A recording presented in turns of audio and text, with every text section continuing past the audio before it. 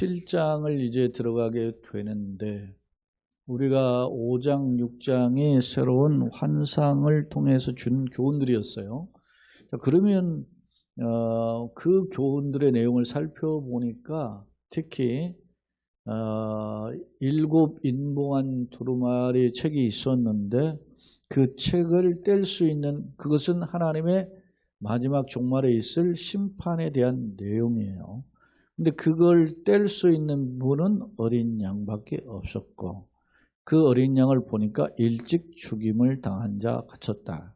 다시 말하면 십자가에서 죽으신 예수 그리스도를 예표했어요. 그 예표한 예수님이 이제 그 두루마리를 보좌에 앉으시니 다시 말하면 성부 하나님께로부터 받아서 이제 하나 둘씩 인을 떼기 시작합니다.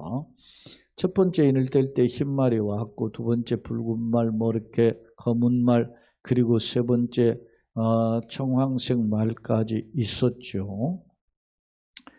다섯 번째 인을 뗄 때 일찍 죽임을 당한 사람들, 순교자들이죠. 그들이 하나님 앞에 탄원하는 소리가 있어요. 우리를 신원하여 우리 억울함을 풀어주시는 때가 언제까지입니까? 라고 물을 때 이제 여섯 번째 인을 떼시게 되죠. 다섯 번째 인을 뗄 때 그런 순교자의 탄식이 있었고 그리고 이제 여섯 번째 인을 떼게 되는데 그 여섯 번째 인을 뗄 때 무시무시한 광경이 벌어졌는데 그 내용을 들여다보니까 1월 성신의 4분의 흔들리는 그런 일들이 벌어졌고 그 고난이 너무 심해서 왕들과 귀족들과 모든 백성들 종이나 자유도 할 것 없이 그런 사람들이 차라리 산과 바위가 우리 무너져서 우리를 덮는 게 차라리 낫겠다. 그런 고난이 있는 현장임을 알 수 있었습니다. 자, 그 내용이 6장의 내용이에요. 자, 그럼 교재로 들어와서 보십시다. 자, 계시록 이제 7장인데 여섯째 인의 재앙과 일곱째 인의 재앙이 8장 1절에 나와요. 근데 여섯째 인의 재앙과 일곱째 인의 재앙이 8장 1절인데 그 중간에 여섯째 인과 일곱째 인의 중간에 등장하는 기록이 7장이라고 하는 것입니다. 그래서 학자들은 이 7장을 중간에 있다, 끼어 있다 해서 삽경이라고 표현을 해요. 근데 단지 이 7장만 있는 게 아니고 10장도 있고 11장도 12, 13장까지 14장까지 있어요. 7장 빼고 8장, 9장 나온 다음에 그다음에 10장에서 14장까지 내용이 또 있다면 이게 도대체 뭐냐라고 이야기할 때 7장의 경우 삽경 삽입되어 있는 이 내용은 어떤 내용이냐면 소위 보완 설명, 보충 설명한 내용인데 무엇에 대한 보충 설명이냐면 6장 17절에 대한 보충 설명입니다. 자, 6장 17절을 여러분들이 한번 보실 필요가 있어요. 그들의 진노의 큰 날이 이르렀으니 누가 능히 서리요? 라고 했어요.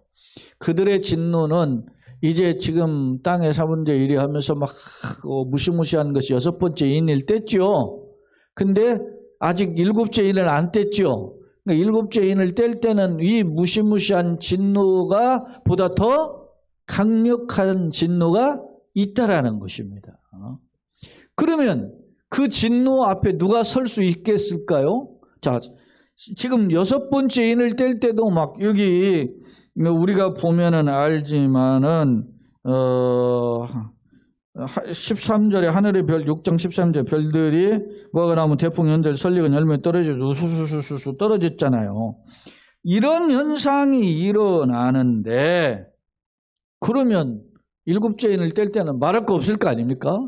그러면 어떤 현상이 벌어질까요? 자, 앞서 여섯 번째 인을 뗄 때 왕을 비롯해서 많은 사람들이 차라리 산이 우리에게 무너져가지고 우리를 덮는 게 낫다. 그랬는데 일곱째 인을 때는 말할 거 없겠죠.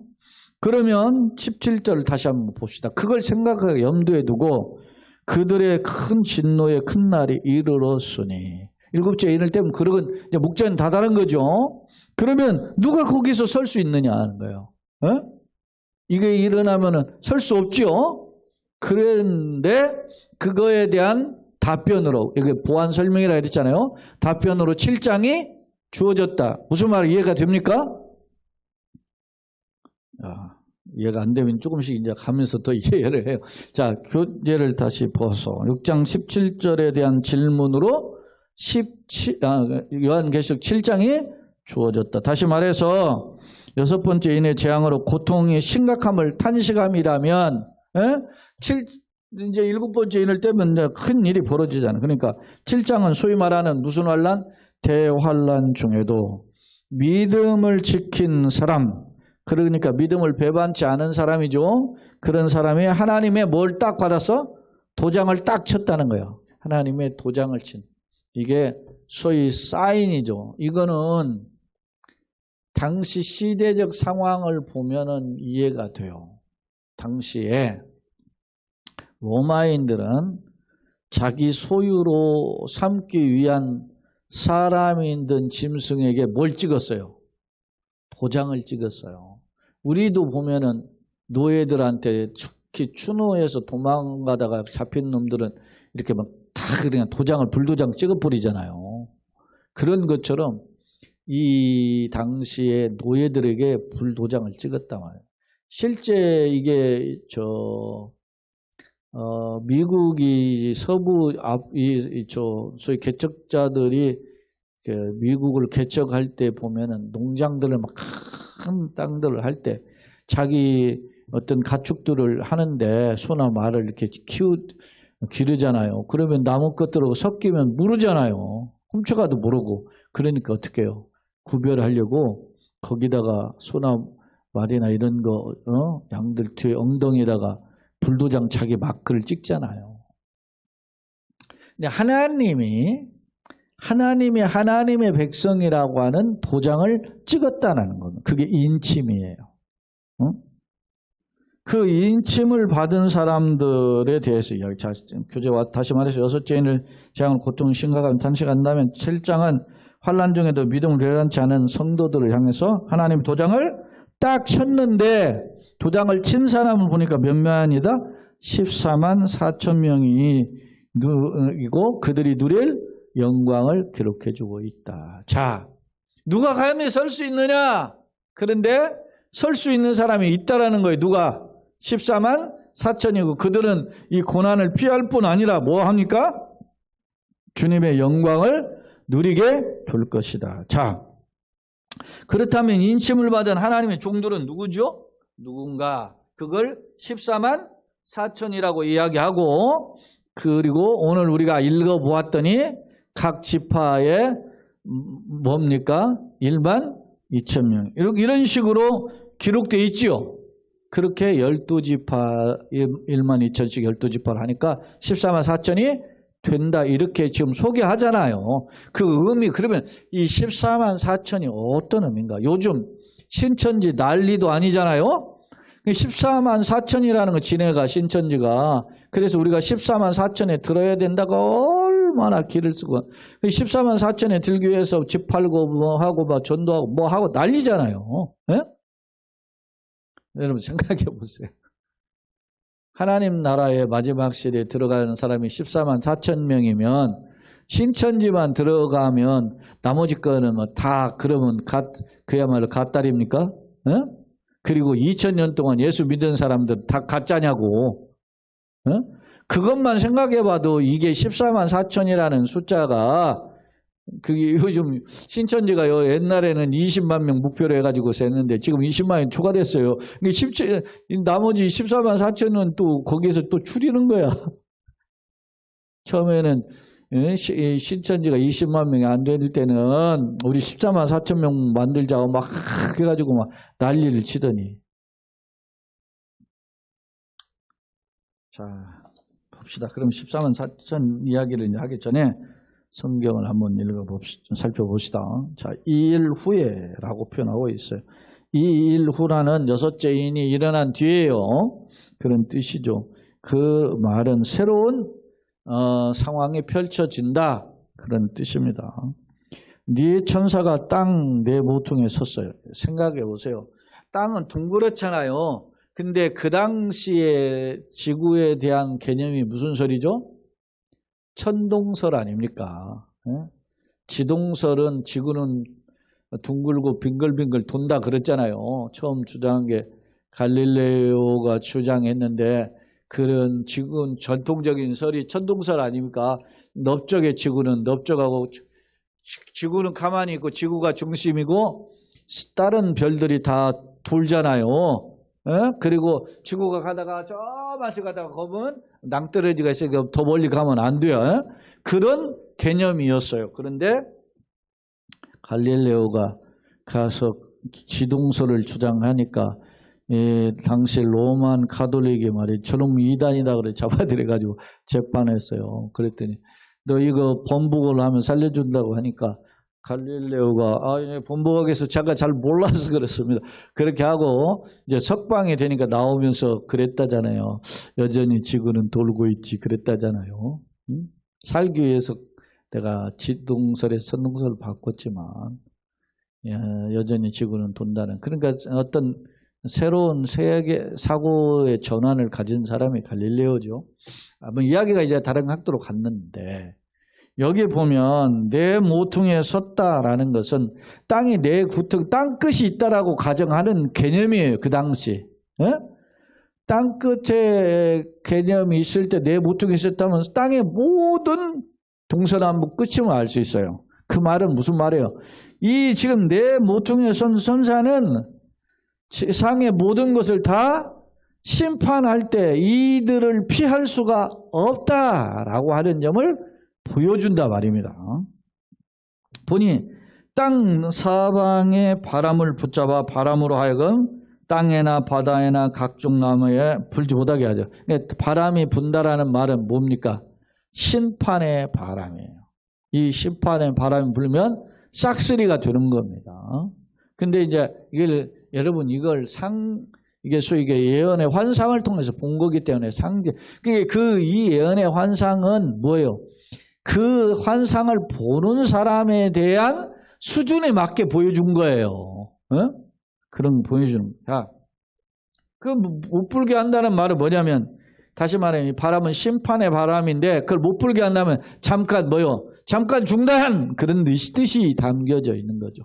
그러니까 내 천사들이 지금 딱 내 모퉁이에 서가지고 마지막 심판을 쏟아부으려고 딱 하고 있는데 그 사방에 있는 그 바람, 심판의 바람으로 못 불게 했다는 거예요. 자, 또 보니까 내 천사 말고 다른 천사가 한번 읽어봅시다. 또 보면 다른 천사가 살아계신 하나님의 인을 가지고 오고 해 돋는 데부터 올라와서 땅과 바다에 해롭게 할 권세를 받은 네 천사를 향하여 큰 소리로 외쳤죠. 자, 앞서 네 천사가 지금 내 고통이 있어가지고 지금 바람을 불게 하려고 하잖아요. 그건 심판의 바람이라고 그랬어요. 그러니까 또 다른 천사, 내가 또 보니까 또 다른 천사가 딱 나타나가지고 하나님의 인을 가지고 해돋는 데부터 올라서 해돋는 별은 동편 쪽이죠. 항상 동쪽은 하나님의 웅장함, 역사를 상징하는 표현이 동쪽이에요. 그래서 그 돋는 데로 올라와서 땅과 바다를 해롭게 할 권세 받은 네 천사를 향해서 큰 소리로 뭐라고 했잖아요. 이르되 뭐라고 하면 3절 다 같이 우리 하나님의 종들의 이마에 미치기까지 땅이나 바다나 나무들을 해하지 말라. 잠시 스톱 그런 거예요. 어떻게 하기까지? 하나님의 또 다른 이제 네 명의 천사는 심판의 천사라면 또 다른 천사들은 우리가라고 했으니까 복수임을 알 수 있고 이 천사들은 무슨 천사들이에요? 하나님의 뜻을 순종을 하는 수종들은 천사들인데 이 천사들이 지금 하나님의 땅에 지금 아직 심판을 쓸어버리기 전에 남아있는 하나님 백성들이 있을 거 아닙니까? 6번째 재앙이 있지만 아직 남아있죠. 그 자들에게 어떻게 해요? 이마는 그의 구원이 모든 것들을 상징하는 것이 뭐요? 이마예요. 이마에 도장을 치기까지 이게 딱 이마는 여러분 사람을 잘 보면 어디부터 보여요? 얼굴부터 보죠? 발바닥부터 봅니까? 근데 사진을 찍을 때 제가 여러분 사진을 찍을 때 발바닥까지 찍는 사람들은 잘 사진 못 찍는 사람이 사진을 그렇게 찍어요. 우리도 아까 촬영하는데 제가 촬영은 발바닥 찍지 말라는 거예요. 자, 그냥 가슴 위나 아니면 허리띠 이쪽에 왜냐하면 누가 뭐 아래 치다 안녕하세요 아래 치다 얼굴 쳐다보고 인사해야지. 그러니까 이게 뭐냐면 그런 거죠. 이 표현에 보면 하나님의 종들의 이마에 인을 쳤다라는 것은 그거의 가장 중심에 이마 머리기도 하고 가장 보이는 곳이에요. 그것에 이마를 인치기까지. 그러니까 이 사람은 하나님의 백성이야 하면서 도장을 어디다 쳐요? 이마에. 여러분요, 내 노예라고 하는 그 당시 로마실에 도장을 찍는데 그거를 뭐 이제 사람 때문에 하지만 여러분 추노도 보면은 도망간 노예들 보면 얼굴에다 찍고 막 가슴에다 찍고 그러잖아요. 도장. 응? 근데 자기 소유를 확신하게 보여주는 사인의 표시거든요. 근데 어디에 찍어요? 이마에 인치기까지 땅이나 바다나 나무들을 뭐 하지 마라? 해하지 말라. 다시 말하면 심판을 뭐 하는 거예요? 유보하는 거예요. 고난의 역경을 유보한 거예요. 누구를 위해서? 인침을 받는 백성들을 위해서인 거예요. 다시 말하면 하나님의 백성들, 하나님의 성도들을 위해서 심판을 잠깐 스톱 이렇게 시킨 겁니다. 자, 4절을 같이 또 읽어봅시다. 내가 인침을 받은 자의 수를 들으니 이스라엘 자손의 각 지파 중에서 인침을 받은 자를 세보니까 14만 4천. 그런데 그 인침 도장을 찍는 하나님의 천사들이 도장을 찍은 사람을 손을 세보니까 몇 명이더라? 14만 4천이더라는 거예요. 도대체 14만 4천이 뭐냐? 진짜 수적으로 5절에 보면 그 숫자가 보니까 유다 지파 중에 인침을 받은 자가 1만 2천이고 르벤지 자손 중에 1만 2천이고 갓 지파 중에 1만 2천이고 아셀 지파 중에 1만 2천이요 납달리 중에 1만 2천이고 므낫세의 1만 2천이고 시므온 중에 1만 2천 레위 지파 중에 1만 2천이고 이사갈 지파 중에 1만 2천이고 수불론 지파 중에 1만 2천이고 요셉 지파 중에 1만 2천이고 베냐민 지파 중에 인침을 받은 자가 1만 2천이다. 그랬어요. 그래서 12지파의 이름을 거론하는데 1만 2천 명씩 12를 하니까 14만 4천이 됩니다. 근데 여기에 이제 주목할 특징이 있어요. 이 이스라엘의 이 그 지파들의 이름을 거론할 때 제일 먼저 거론될 때의 장면 창세기 49장인데 창세기 49장은 야곱이 죽기 전에 자기 아들 12아들을 불러놓고 그 12아들을 축복한 내용입니다. 복을 빈 거죠. 12아들에게. 이스라엘의 야곱의 또 다른 이름이 이스라엘이잖아요. 그래서 야곱의 또 다른 이름은 하나님의 축복의 이름이 이스라엘이 오늘날 이스라엘 민족의 이름이 된 거 아닙니까? 그러니까 이스라엘에는 몇 지파의 조상들이 있어요? 12지파의 조상이 있어요. 그래. 그러니까 이게 매우 중요한 거죠. 근데 야곱이 죽을 때 자기한테 너무 잘한 아들이 누구예요? 너무너무 사랑스러운 자기가 사랑하는 여인에게서 낳은 아들이 11번째와 12번째잖아요. 그 11번째가 요셉이죠. 근데 요셉은 자기의 가문을 살리고 자기의 뜻을 회복시켜 주었기 때문에 그에게 두목을 줘요. 두목을 준다는 건 널 장자로 삼는다는 일종의 상징성이 있어요. 그럼 왜 그랬느냐? 그때 당시에 상황이 있는데 자, 당시에 큰아들이 누굽니까? 르우벤입니다. 근데 르우벤은 야곱의 소위 여종을 취해서 아내를 삼았던 경우가 빌하죠. 빌하는 라헬이라고 하는 자기 사랑하는 아내의 여종이에요. 근데 그 여종을 데려다가 라헬이 아이를 못 낳으니까 내 여종 젊은 여자라도 데리고 해서 애를 낳으라고 넣어서 2명의 아들을 낳잖아요. 그렇지만 어찌됐든 여종이지만 야곱의 입장에서 보면 누굽니까? 아내잖아요. 근데 그 아내를 젊은 아내죠. 근데 첫 번째 아들 루벤이 아버지 살아있는데 어떻게 해요? 서로 간통하게 되는 거죠. 그래서 루벤은 아버지의 침상을 더럽힌 아들, 장자지만 그런 아들이었기 때문에 장자를에서 제외시킨단 말입니다. 그런 배경이 있어요. 근데 이스라엘은 역대적으로 성경이나 이런 누구를 거론할 때 제일 먼저 거론한 사람을 제일 권위가 있고 그리고 그들에게 상속자로 힘이 있어요. 성경도 예수님도 보면 제자들의 이름을 이렇게 할 때 예수님의 제자 세워준 사람들을 이제 복음서나 사도행전의 이름을 보면 제일 먼저 거론되는 제자의 이름이 누굽니까? 베드로 아닙니까? 그래서 베드로를 수제다 이렇게 표현하는 거죠. 근데 루벤이 이름이 먼저 거론돼야 되는데 오늘 본문에 보면 5절에 누가 먼저 거론돼요?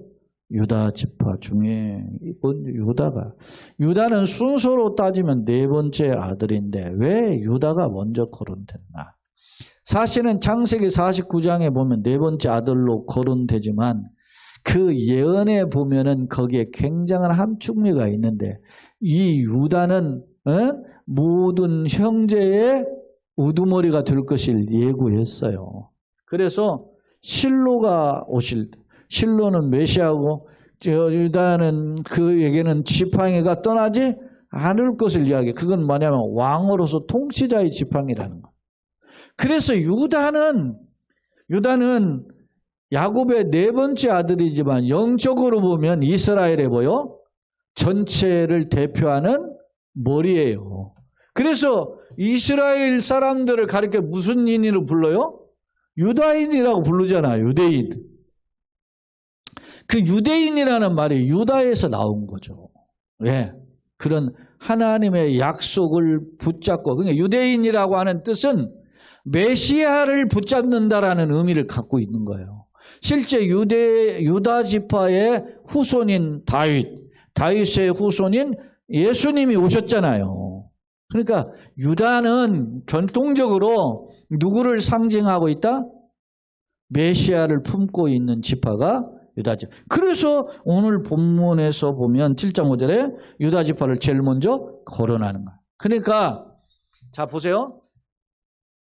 야곱의 또 다른 이름이 이스라엘인 이스라엘의 12지파로서의 장자는 야곱은 장자인 루벤을 제치고 누구를 보았어요? 요셉에게 두목을 줬죠. 그래서 요셉의 두목을 준 지파의 이름이 하나는 에브라임이고 하나는 므낫세예요. 여기 다 나와요. 오늘 본문에서 보면은 므낫세 이름이 나오잖아요. 저기에 보면 6절에 므낫세 나오고 그 다음에 8절에 요셉 지파 나오죠. 이 요셉 지파는 에브라임 지파를 가리키는 거예요. 그러니까 요셉의 지파는 전통적으로 두목이에요. 그러면 12지파가 한 지파가 두목씩 됐으니까 한 지파는 없어졌지요. 그 지파가 이름이 뭐예요? 레위 지파죠. 레위 지파는 흩어져서 자기는 몫을 받지는 않지만 상속분을 받지 않지만 모든 백성들이 흩어져 가지고 그들에게 그 어떤 제사 역할, 율법 교사의 역할을 한 사람이 레위 지파예요. 근데 오늘 본문에 보면 특별하게 7절에 레위 지파라는 이름이 있어요. 그죠? 그러면 요셉 지파를 둘로 나눴으니까 13지파가 되는 거 아닙니까? 그러면 한 지파는 어디다 도망갔어요? 없잖아요. 한 지파가 빠져 있어요. 여기에. 빠져 있는 지파 이름이 뭡니까? 단지파가 빠져 있어요. 단지파가. 왜 단지파가 빠져 있느냐에 대해서 논란이 있어요. 그 단지파는 출애굽하고 이스라엘이 가나안 땅에 갈 때에 거기에 이스라엘의 어떤 행음하고 우상 숭배를 한 대표적인 지파가 단지파예요. 단은 그런 의미에서 이스라엘 지파의 대표적으로 뭡니까? 영적으로 하나님과 거리두기를 한 지파의 상징성 있는 지파예요. 그래서 그 단지파의 이름이 빠졌다라고 보는 게 전통적인 해석입니다. 이건 지금 제 이야기가 아니고 우리가 요한계시록 해석할 때 전통적인 해석이에요. 자, 중간갈 점, 이제 살을 조금씩 더 붙입니다. 그러면 자, 14만 4천인데 각 지파에 12,000명씩 거론한 이유는 뭘까? 자, 교재를 한번 보겠습니다. 교재 두 번째 화면인데 1절로 4절을 한번 봅시다. 여섯째 인을 떼신 후에 내 천사가 땅에 바람을 불지 못하게 함을 목격했죠. 이 이후로는 새로운 국면이 시작해 여섯 번째 인을 뗀 뒤에 이제 뭔가 일곱째 인이 강풍이 불어야 되는데 그 전에 하나님이 하실 일이 있는 거죠. 내 천사들을 심판의 도구로 쓰여야 되는데 쓰여하는 것을 잠깐 중단시키고 뭐라고 해요? 아직 중단하라. 왜냐? 여섯째 인의 재앙과 일곱째 인을 떼는 사이에 중간에 일어났는데 바람은 파괴나 전쟁 같은 재앙을 상징하는데 그걸 잠깐 붙잡아두라 그랬어요. 왜 그랬느냐? 택하면 하나님이 또 다른 전사들이 지금 막 인치기까지 몇 명, 14만 4천 명을 인치기까지 잠깐 보류시킨 거죠. 재앙을. 그렇게 했어요. 그러니까 땅이나 나무나 뭐 이런 걸 해야지 말아라. 그렇게 했는데 그 도장을 치는 인침을 받는 사람들 숫자를 세보니까 몇 명이에요? 14만 4천이다. 그랬어요. 자, 14만 4천이 도대체 뭔가라고 할 때 세 가지의 의미로 제가 이 주석을 정리해왔어요. 자, 첫째, 순교. 혹자는 이건 뭐 발보드가 같은 학자는 14만 4천은 순교자로 해석을 하기도 해요. 하고 또 혹자는 유대인들 중에 유대인들 중에 기독교인들을 소위 주다이즘이라고 해서 그 유대인 중 예수 믿는 성도를 가리키잖아요. 그런 사람을 가리킨다 이렇게 생각하고 있고요. 세 번째는 저는 이 세 번째 해석을 택하는데 온 세상의 교회다. 온 세상 교회는 뭐요? 예수 그리스도를 영접한 이 세상의 하나님의 백성들 가리킨다. 그러면 온 세상에 가리키면 뭐 예를 들어서 14만 4천을 예를 들어서 예를 들어 1440억이라고 한다면 얼추 이해가 되지만 왜냐? 2000년 동안 살았던 인구 중 예수 믿는 사람 계산하면 그쯤 된다고 보면 제가 보세요. 한 1년에 1억이 있더라도 2000년이면 2천억가 들 거 아니겠습니까? 근데 물론 뭐 그 사람들이 예를 들어서 뭐 중복이 되죠. 7, 80년 산다, 5, 60년 산다. 그렇게 중복되더라도 천억은 넘을 거 아닙니까? 근데 어떻게 14만 4천 명일까? 이게 무슨 뜻이냐는 거예요. 자, 3 곱하기 4는 3, 4, 12죠. 곱하기 1000 했어요. 이게 몇 명이에요? 1만 2천 명이잖아요. 그죠? 1만 2천 명 곱하기 12지파죠. 12지파는 이해가 됐어요. 아까 말한 대로 12지파는 뭐다? 이스라엘을, 영적인 이스라엘을 가리키죠. 이스라엘 대표하는 지파다라고 하는 겁니다. 그러면 여러분 오늘날도 보면 12지파는 누구냐? 12지파는 유다지파는 누구냐?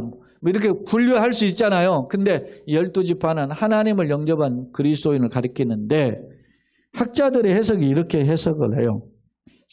3은 성부, 성자, 성령을 가리키는 수로 전통적인 이게 숫자 해석이에요.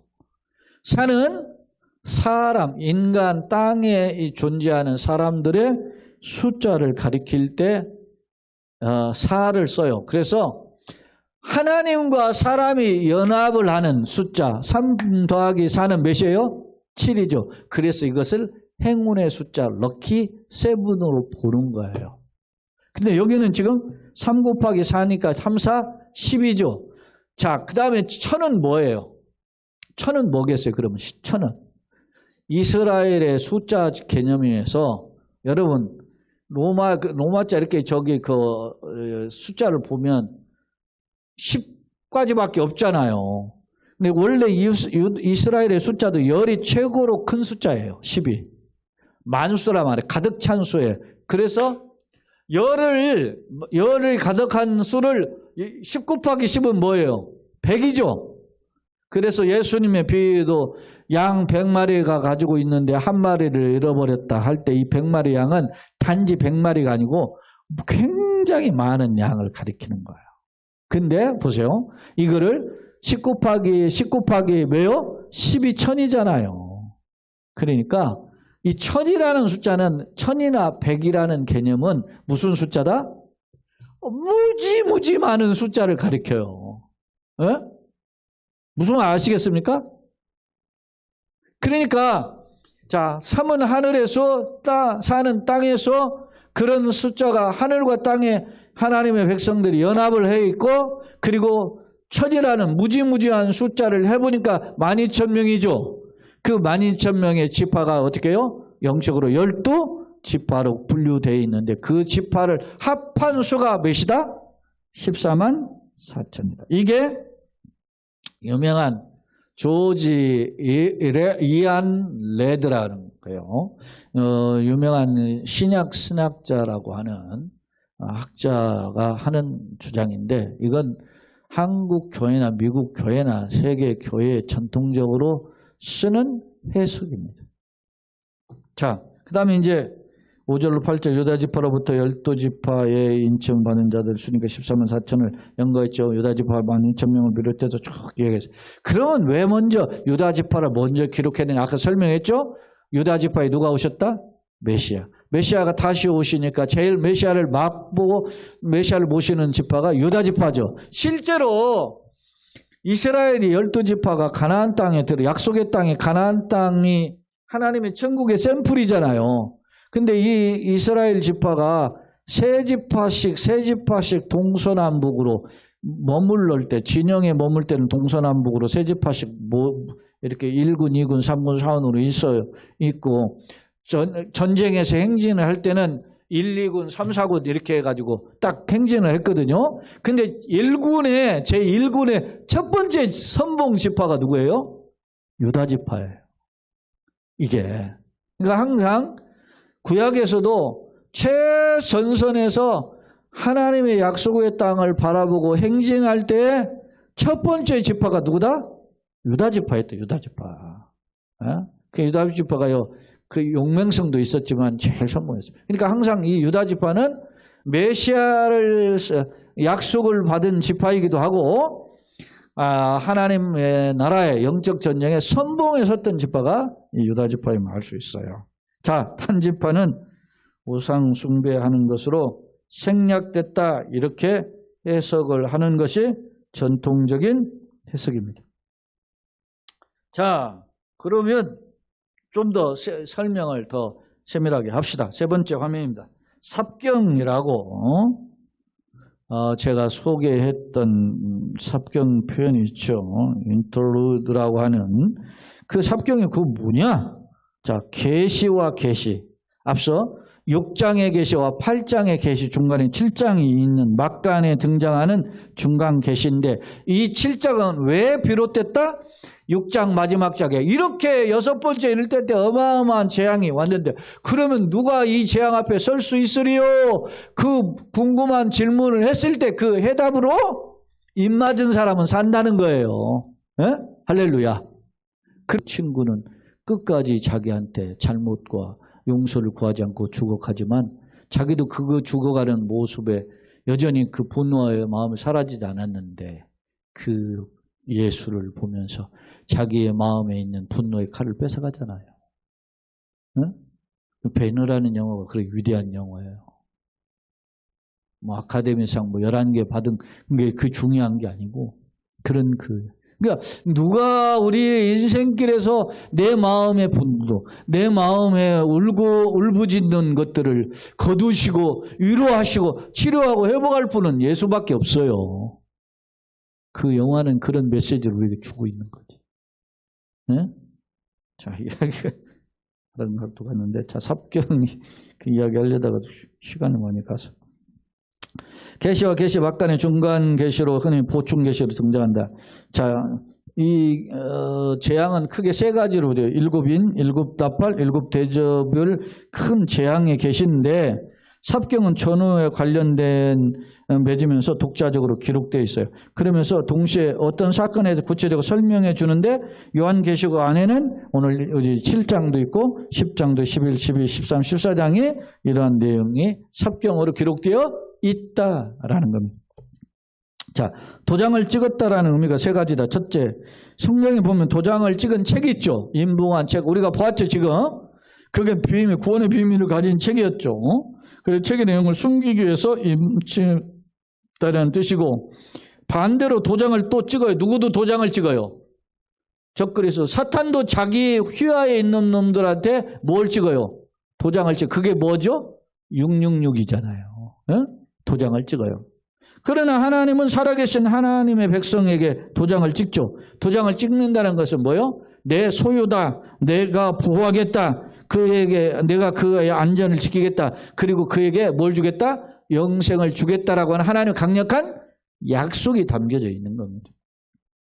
자, 14만 4천의 견해는 숫자 지파를 문자적으로 해석하는 하나의 해석이 있어요. 이것을 인침받고 대환란 기간 동안에 멸망에서 보호받는 유대인의 성도로 해석한다라고 아까 그런 해석이 있었죠. 그런 해석이 하나 있고, 또 하나는 상징적인 해석, 이스라엘을 교회로 이해하여 입맞은 자를 대환란에 통과하는 성도로 해석한다. 아까 이야기한 유명한 조지 레드라고 하는 신학자 이야기를. 저는 이 두 번째 해석을 취한다 그런 거였어요.